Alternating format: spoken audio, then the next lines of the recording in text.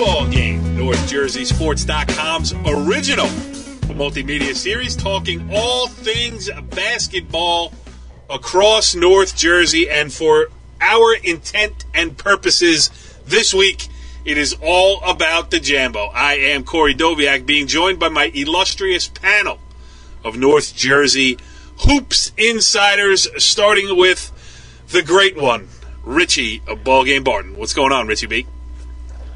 Not much, just hanging out and ready to talk some Jambo as always. And we will do just that with the liaison to the Bergen County Coaches Association Committee and the head coach of the Ridgefield Park Fighting Scarlets. He is Chris Gaskin. What's going on, Chris? Hello, gentlemen. How are you? And I love the fact that we're just talking basketball this week. Yes. Now, we had a little birdie paid a visit to us last week and said, I thought it was a great line, too. A interested party said, it would really be helpful if you could put maybe some type of marker on your show when you actually started talking about basketball. That's the part that he wanted to listen to. And we've been, let's just say, issues heavy the last couple weeks here as the Jambo was getting underway. But now that it has reached its quarterfinal round, now that the round of 16 was played out in two different arenas over the weekend here, we are going to switch almost exclusively to the action that happened on the court and then the action that is to come this Sunday at Fairleigh Dickinson University. Now, I was stationed, along with my good friend and co-host Chris Gaskin, at the Northern Highlands venue. Now, it used to be that they would split the days. It would be one day at Highlands on the Saturday and then the Sunday at Tenafly. And we at NorthJerseySports.com had a shot to get to all 8 games. Nowadays, when you put, and I understand why they do it too, Super Bowl Sunday, all that other stuff. I mean, I'm not complaining about it, but what it means is that we have to pick and choose our spots. And Chris, you and I wound up in a gym where the results were not that close and a little bit disappointing in that fact. Well, you can say that. I could just say that, the games definitely, they weren't very, we weren't in doubt into the fourth quarter in any of the games up there from my recollection. I guess I did sandbag you a little bit. I didn't mean to throw it to you and say, hey, trash the games. No, go ahead. I still got to coach against some of these guys.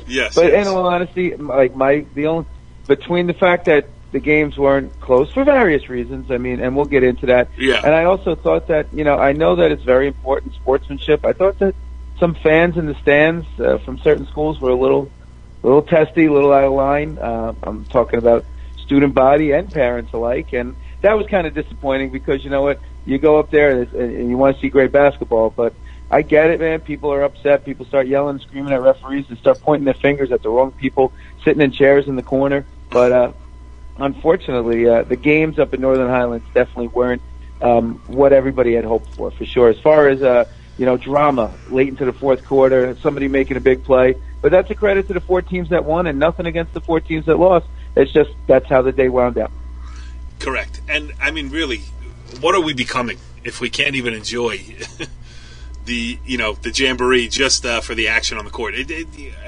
Don't take it so seriously. It's high school basketball, for crying out loud. Anyway, Richie B, you were at the girls this past weekend, but I know you kept close tabs on everything that was going on the boys' side, and maybe you want to speak to the Tenafly portion of the bracket because the 2 best games of the day were played there. No doubt about it. The one that was the real highlight was old school, grinded out. 2 teams that have been really, Dumont's been a long time since they've been in the Jambo. Ridgewood kind of looking to take that next step. They've been, on the cusp, for several years now. And, that one, came down. That was the only one that really came down to the final minutes. And Ridgewood found a way to grind it out. And that's a really big win for them. Devin Johnson, 3 threes. And, I think he had a game-high 15 points. They're a team that's very interesting because they really, they lost a few players from last year, and they lost really the heart and soul of their team, Tommy Carver, who was point guard. And, but they've circled the wagons. Other guys have really stepped up, and, they've won high-scoring games, they've won low-scoring games. They just keep finding ways to win, and it's going to be interesting how they do against Del Bosco this upcoming weekend. Yes, the other game that I was talking about, too, is I guess Dwight Morrow stayed within 7 points of St. Joe's, and that was a good win. But getting back to the game you were just talking about, Dumont had not been to the Bergen County Jamboree since 2002. They were the number 9 seed, and Chris, I'll let you speak to them because you actually got the Huskies during the regular season. During the week, you beat them, and I think it speaks well for your team. That win was looking better and better because Dumont really gave Ridgewood all it could handle, and from what I understand is Dumont lost their outstanding sophomore center, Dominic Barlow, during that game as well, too, which definitely made a difference down the stretch. I was watching it live tweeted by our very own Brian Carr, the head Husky, who was in his glory as Dumont was keeping things close at the end. But Kenny Martirall, Chris, I know talking to you during the season and even last year, too, you have a lot of respect for what he's done with that Dumont program.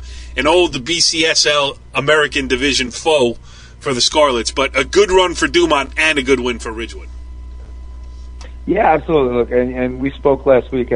What Kenny has done over there over the past couple of years is a great job. He's gotten these kids really invested, and he's got a senior class who a lot of them were sophomores who took a lot on their chins those years, and they built themselves up to this year.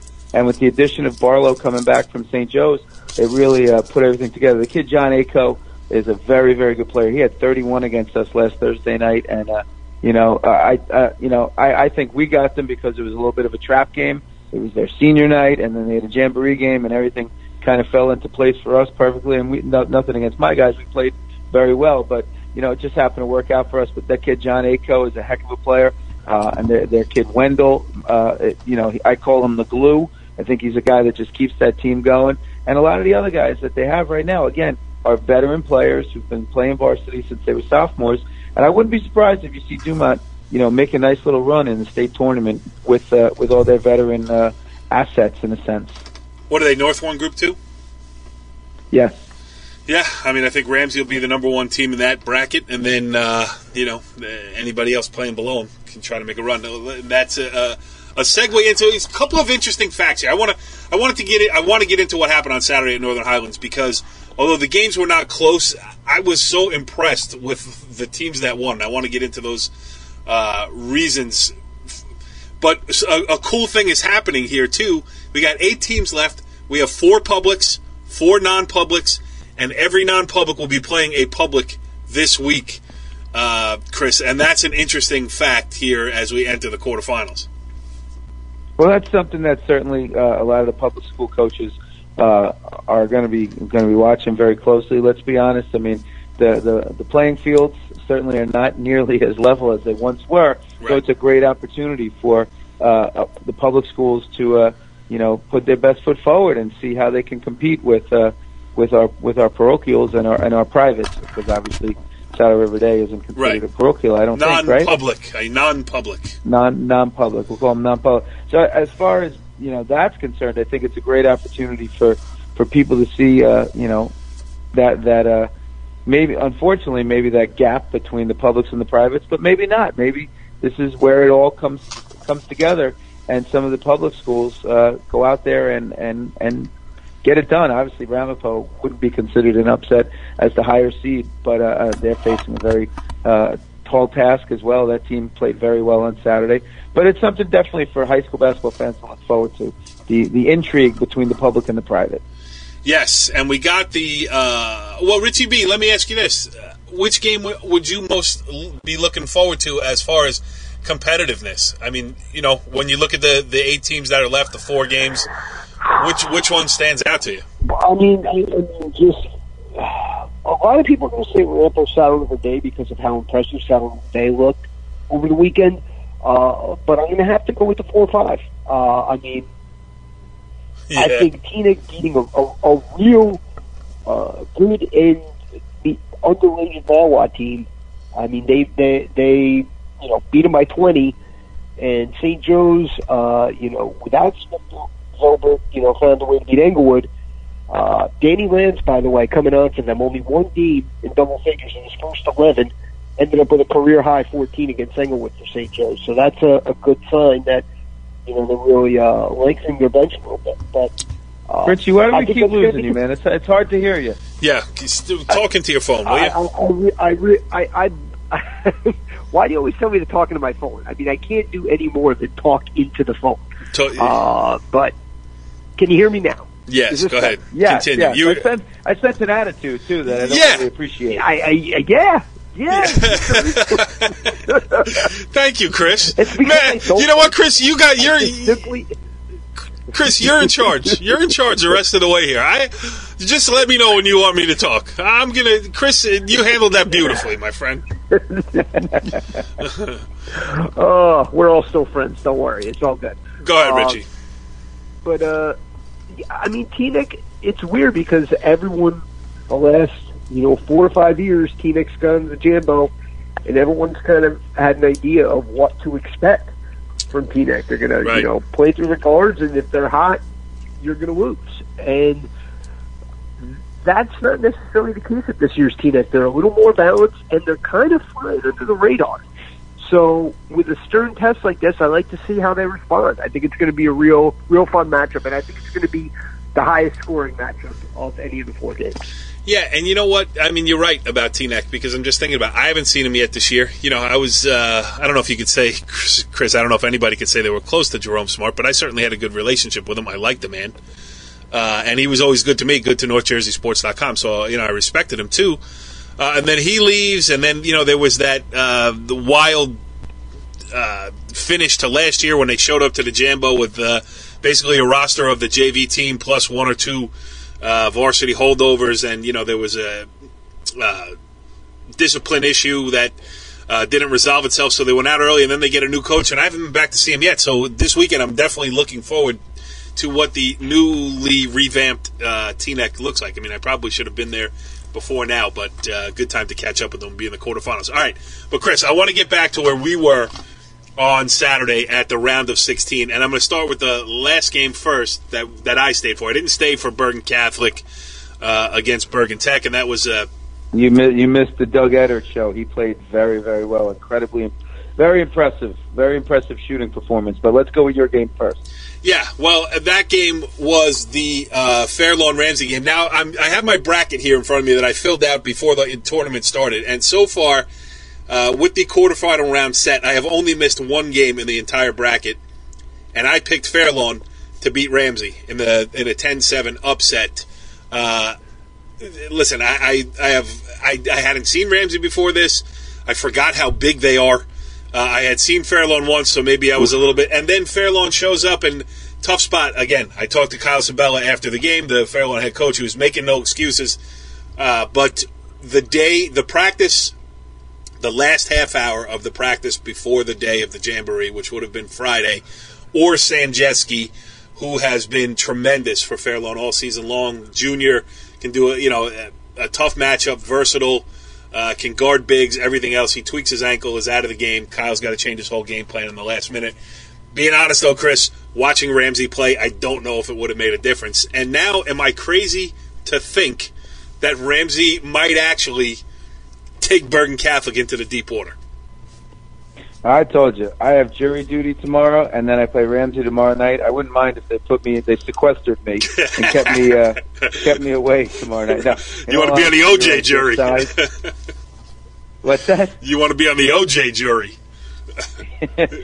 Listen, their size is incredibly impressive, but they also shoot the ball very well. The kid Turek, and obviously the other day, Mr. Quinley started making some shots for them, and the big man inside, Hansen, has really improved so much over the years, and he's very impressive. I was talking to his one of his AAU coaches from the Shore Shots just the other day, and he's got a lot of schools looking at him now. He's got nice soft touch inside, but overall, their size is so imposing for the normal public school setting that I'm really looking forward to their matchup with Bergen Catholic. I think it's one of the few times where Bergen is going to be on the court with, in Bergen County at least, with similar size. When they face off Bosco or Joe's, ordinarily their size can match up. Well, not so much, but somewhat. But I think this Ramsey team, certainly across the board, is very big, and they pass the ball very well amongst one another. Nice bounce passes to the post and little backdoor cuts amongst the big guys. So very impressive, without a doubt. The thing that impressed me most about Hansen is just the strength of his hands. If he gets going after a rebound, if he gets his hands on it, he's grabbing it. And if he, is in the low post with the ball in his hands, you're not pulling it away from him. I mean, he's going to turn, he's going to get a shot up at the basket. Very strong. And then, it's other guys too, like Kevin Felsch, I believe is how you say his last name. He had 2 points against Fairlawn in the fourth quarter of a blowout game. But I don't know how many more people were more important than him because he didn't care about points. He had 7 rebounds in the first half alone while the game was still in doubt. Number 14, right? Correct. Does a great job. Big body. He's always on the backboards. And they play that zone where they come flying out at you, and they're so long. I mean, I know with my very, very small team, even to get a shot up against them is difficult because when you have that kind of size and they're running out at you in that zone, or if they're trapping you, it's really difficult. It's like trying to see out of the forest in a sense with their long arms and big bodies. Yeah, and talking to Kevin McGuire, the head coach, after the game too. I mean, he said that was one of the keys for them. It's just that and it's not necessarily the straight turnover where you run into a passing lane, pick off a ball, and go the other way. It's that you get a hand on it, you tap it, you change direction, you create loose balls, create opportunities, just one fingertip at a time, and they do that tremendously well. I tell my team often that they're college assistant coaches who are making a nice salary, and their job during games is to chart deflections. And the kids look at you like you're crazy. But then you watch a team like Ramsey, and their hands are so active and they're so long and lanky that they're getting so many deflections. I could just imagine if they're charting that, how many they get each game.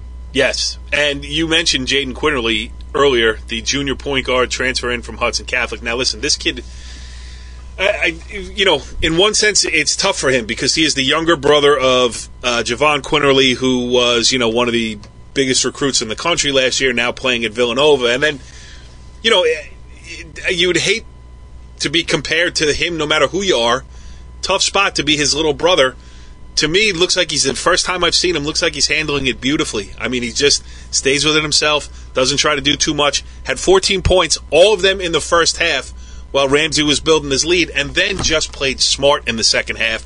Especially with Fairlawn, who's a quick team, who likes to pressure you and create turnovers. Quinterly had, again, my stats are unofficial, that's why I don't always put them in my stories, but I did make a note. I think he only had 1 or 2 turnovers against a real good Fairlawn team, running the point against a man-to-man and getting the ball into the hands of the people who need it. I mean, you mentioned Torque had 9 points, Kurz had 3, and then Hansen gives you 30. So, feed the beast, and they came out on top.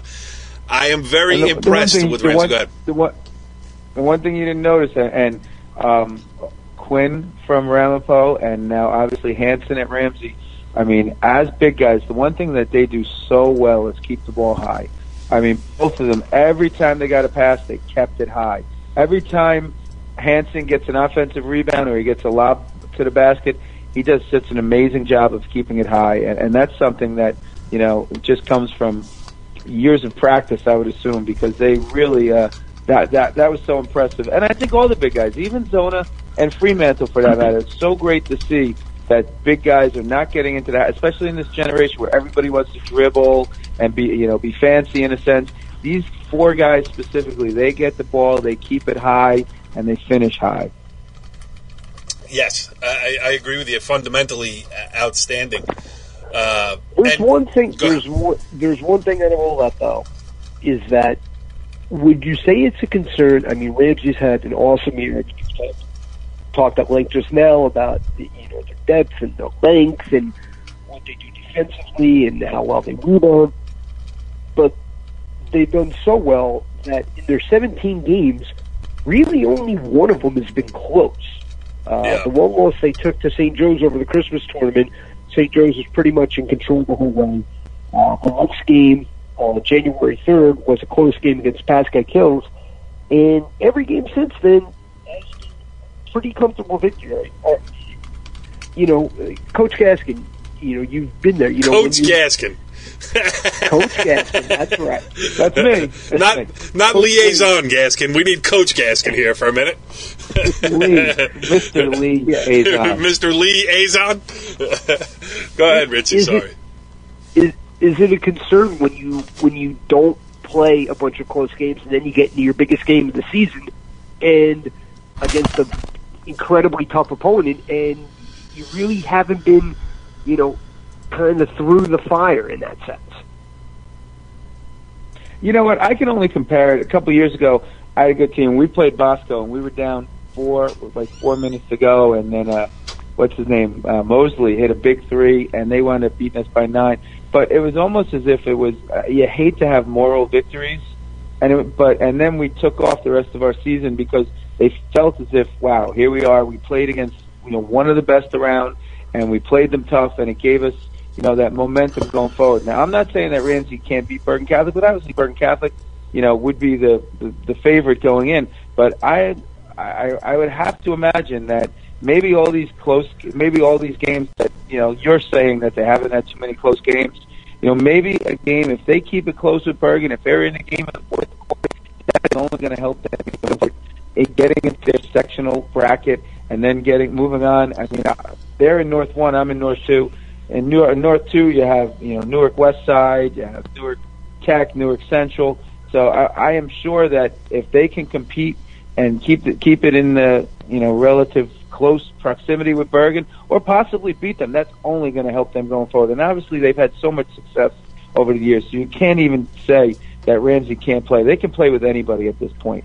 But I just think that as long as the game is a normal high school game, and they're in the game in the fourth quarter, and they're giving themselves an opportunity to win.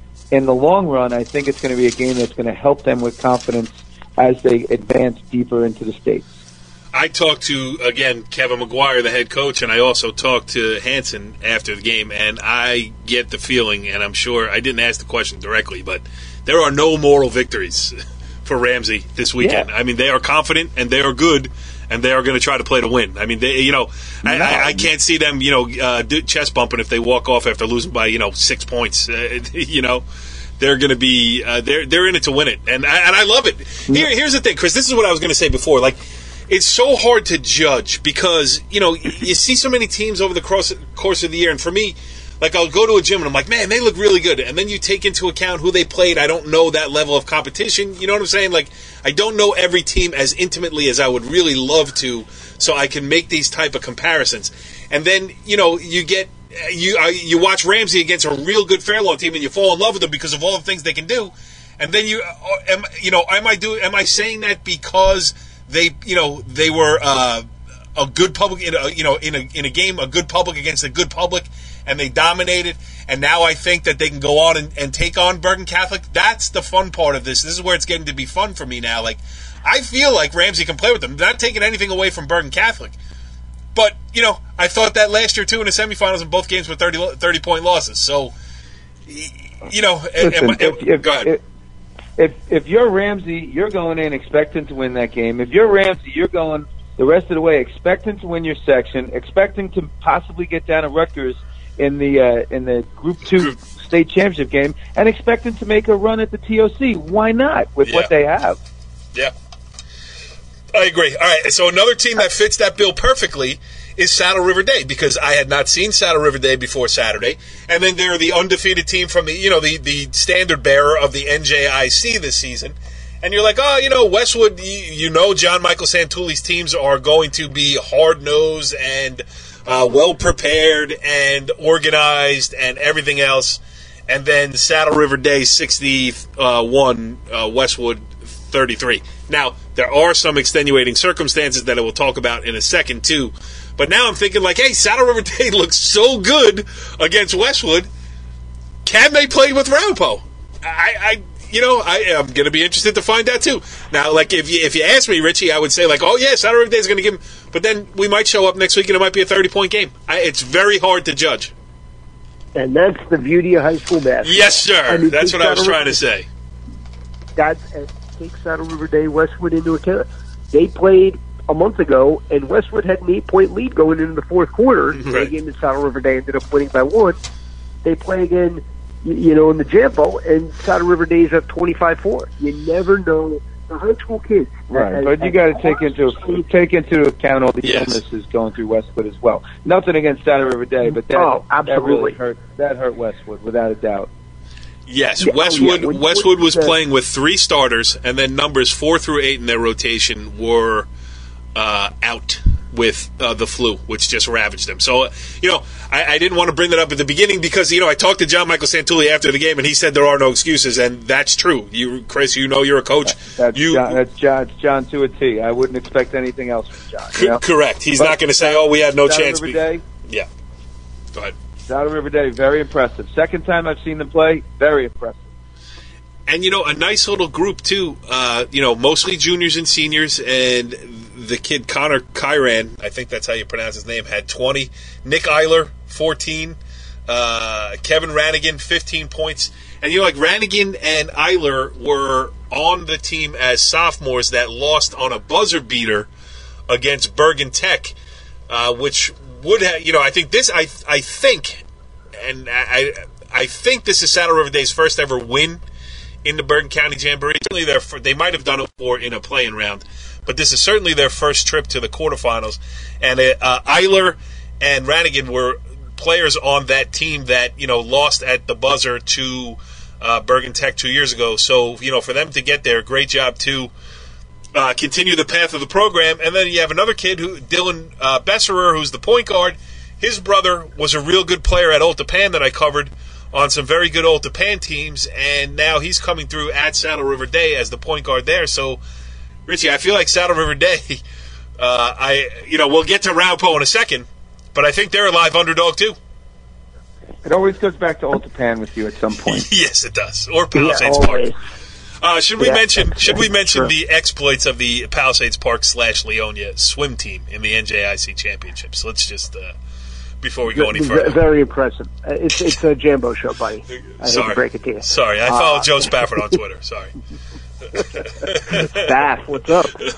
Anyway, going back to Saddle River Day, I mean, the question was really the level of competition and how, no one really knew how good they were until this weekend. I mean, they knew in the locker room, but it was definitely a question mark, and they sent the message for sure.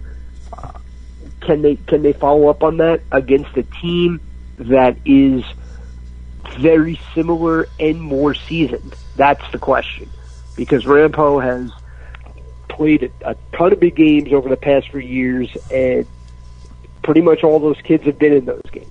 Saddle River Day, they're just starting to have those big games. Let me ask you, Richie. That's a great point that you bring up. You don't know how good the teams are they play.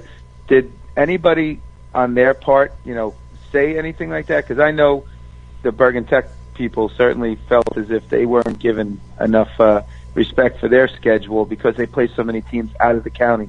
Do you feel as if Saddle River Day felt the same way, that maybe they weren't fairly seated or fairly treated because of that? Not that we want to talk about this, but you were saying that maybe we didn't really know what they had. Yeah, but as the number 6 seed, I mean, how much higher is an NJIC team going to be? Right. Well, you never know. Everybody. I think it's safe to say they were correctly seeded. Obviously, it was the top 4 were pretty clear. I mean, maybe you could have flip-flopped Saddle River Day and Teaneck, but you probably could have said you could have flip-flopped Saddle River Day and Ramsey. So, oh yeah, absolutely. And let's face it, the NJIC, in the eyes of the Jambo, is always going to get slighted because they play smaller schools. Bergen Tech is always going to get slighted because they, as is Fairlawn to some degree, because they play a lot of Passaic County schools. Right. And that's, I'm not saying it's the way I don't know. I don't know. Tough to judge. Slighted. I don't agree that slighted is the right word. Maybe just the fact that maybe they're not as visible. It's maybe that might hurt. It's tougher to judge. It's tougher to judge because they're not, as easy to see, I guess. But if you really want to, boil down to it, I mean, again, I think the Jambo does a great job of getting out and seeing teams.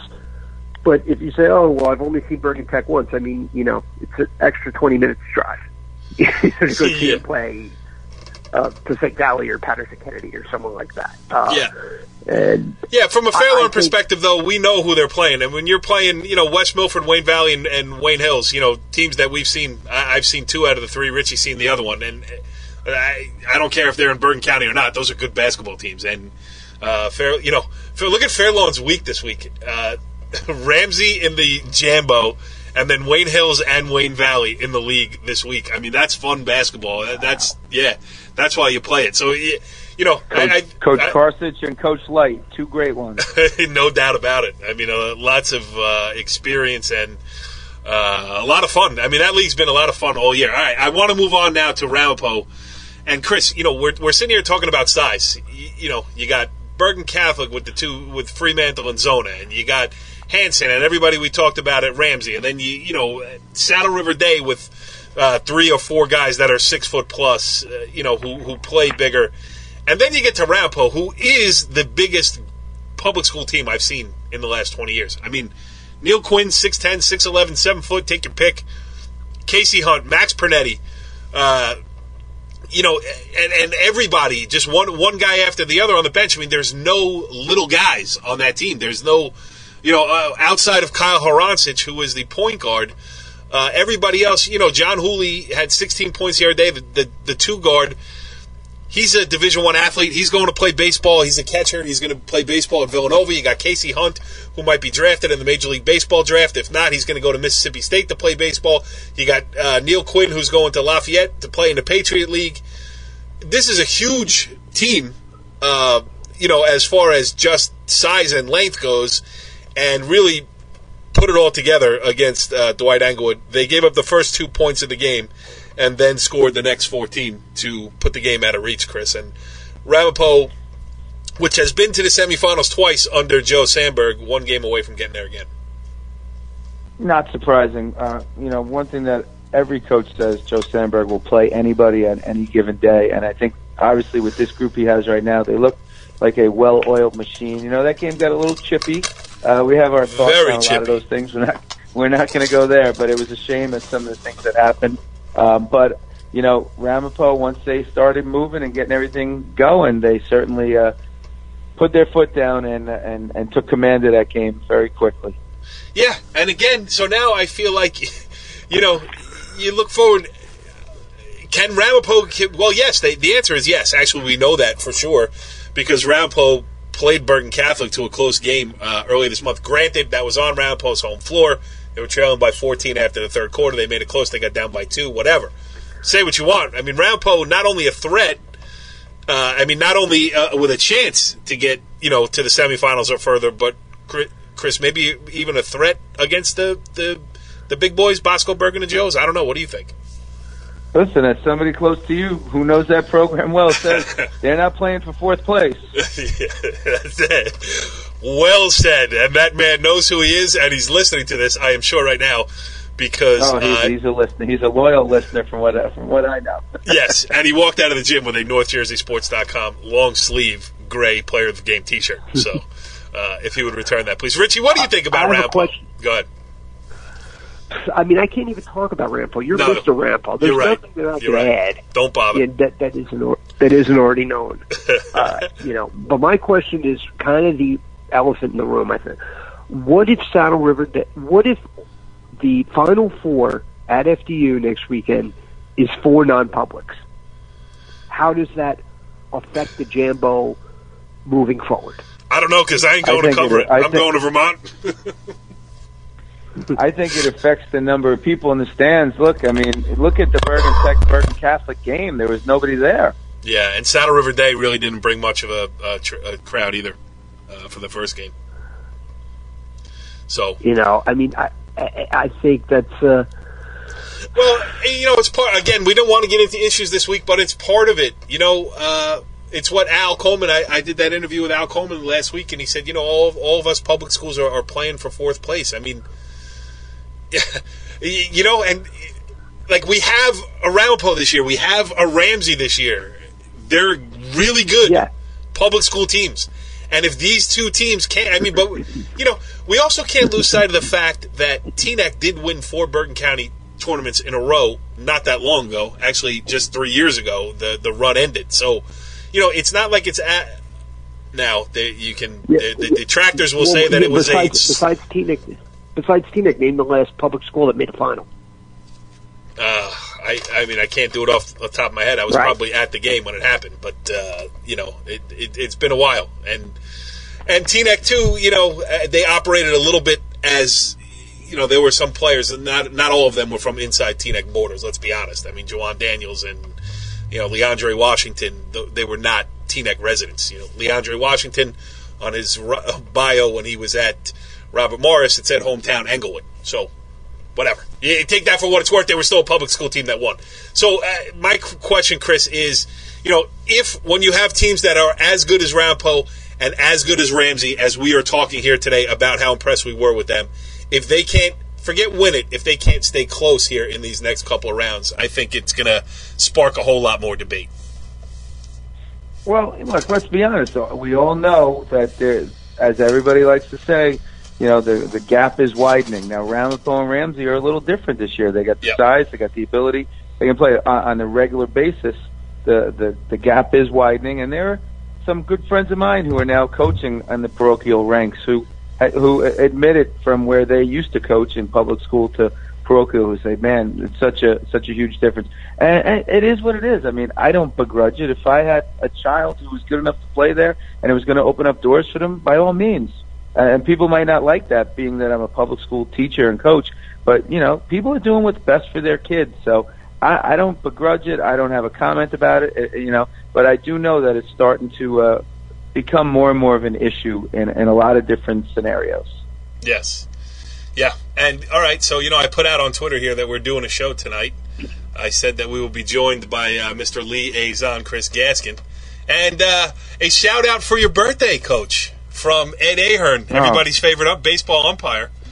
Happy birthday, Chris Gaskin. How about that? Happy birthday, Coach. Yeah. Oh boy, getting old, man. Getting old. Just another day, my friends. What are we hitting 50? No. Not yet. A couple more years. All right. I can't even think about it. My skin starts to crawl. Believe me, it's happening to all of us, and we are sitting here. Well, listen, that's why it's the great thing. You do what you love. You go to high school basketball games. That's what I love doing. So I will be probably at 4 games on Sunday. There is no way for me to leave early now with my editorial assistant, Hope K. Doviak, insisting on staying for the route. She was a little bit angry at me for this past weekend for leaving after Game 3. So I'm probably going to have to put in the full shift. We have the schedule. The Jambo this weekend at the Rothman Center on the campus of Fairleigh Dickinson University. Number 3, Ramapo against number 6, Saddle River Day. That's an 11:30 a.m. start. We have number 2, Bergen Catholic against number 7, Ramsey. That's a 1:15 p.m. start. We have number 4, St. Joseph Regional against number 5, Teaneck in a 5 o'clock tip. And the last game of the day, reserved for the number 1 seed in the tournament, Don Bosco Prep playing Ridgewood at 6:45. Chris, safe to say you will be in the gym and present wearing your liaison garb? I will be there definitely for the first games. My freshman team has a 7:30 p.m. Junior, what do you call that? The Junior Jambo, yes. Stay up to date on the Junior Jambo. My question for you before we get off the air, where the first 2 games or the second 2 games? When do we have the bigger crowds? I think you're going to have the bigger crowds for the first 2. But you know what? I do think, when you get to the Rothman Center, I do think, and I use the term lovingly because I consider myself one, but I do think the junkies show up to see at this round They like going to FDU because it's a college environment and it's like basically the home office of Bergen County basketball. I love it too. I mean, when I pull into that parking lot, I've been doing it for a long time, and the juices do get flowing when I get onto the campus at FDU. So I do think people are going to want to go out and see Bergen Catholic, and if people listen to this show and if people were in attendance and if people have seen Ramsey play this year, I think they're all going to be as curious as I am to, rub your eyes a little bit. Are they really as good as I think they are? And we're going to get that answer because we know Bergen Catholic is, a team with Tournament of Champions aspirations of its own going through non-public A. So we know they're good. And if Ramsey, I think people are going to want to see if Ramsey can hang with them. And then Ramapo in all sports is well supported. So I think they will bring they're becoming a traveling road show from Franklin Lakes. So long answer to a short question. I think the first 2 games are where it's at on Sunday. Richie, to you? I agree. That's a real short answer. Yes. All right, Chris, anything to add here? No, not really, man. Always a pleasure. You guys are the best. Hopefully I didn't piss anybody off tonight or ruffle any feathers, but I call it like I see it. And listen, I did have a little conversation with Chris Annable of the Jambo Committee, and we have to inject some civility back into this thing. We can't have people walking over to the Jambo Committee and cursing them out. It's high school basketball and a high school basketball tournament. I mean, let's keep the big picture in mind here, ladies and gentlemen. If your kids don't win in the Bergen County Jamboree, it's okay. They're going to grow up to be just fine. So keep it in mind, keep it in perspective. Don't scream at referees. Don't whatever. Just enjoy the fact that your kids are healthy enough to be running around out in an extracurricular activity played by high school students. We will see you next week on the Ballgame. Follow the leader.